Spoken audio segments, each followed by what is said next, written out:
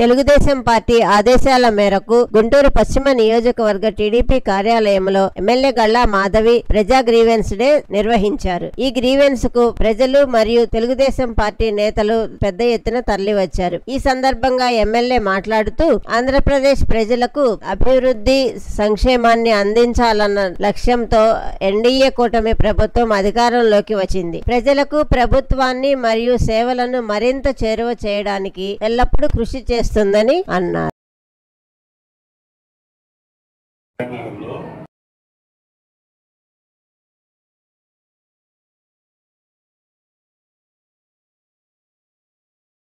కూడా గ్రీవియన్స్ డేగా మన బుధవారాన్ని మన ఆఫీస్లో జరుపుకోవడం జరుగుతుంది. ఎన్నో రకాలైన సమస్యలతో ప్రజలందరూ వస్తూ ఉన్నారు.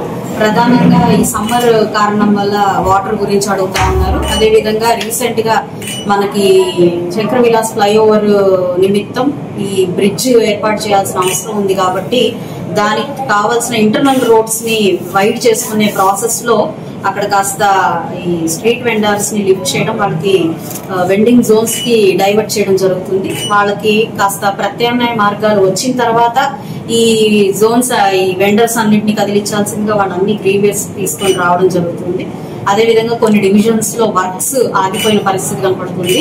కాంట్రాక్టర్లు సుముఖంగా లేకపోవడం, గత ప్రభుత్వ చర్యల వల్ల వాళ్ళకి బిల్స్ పాస్ కాని పరిస్థితుల్లో ఈ రోజు కాంట్రాక్టర్లు వచ్చి ఏ చిన్న పని చేయాలన్నా భయపడుతున్న పరిస్థితులు అయితే ఆ డివిజన్ లీడర్లు కానివ్వండి, ఇక్కడ స్థానికంగా ఉన్న కార్పొరేటర్లు కానివ్వండి ఈ యొక్క సమస్యలతో ఇక్కడికి రావడం జరుగుతుంది.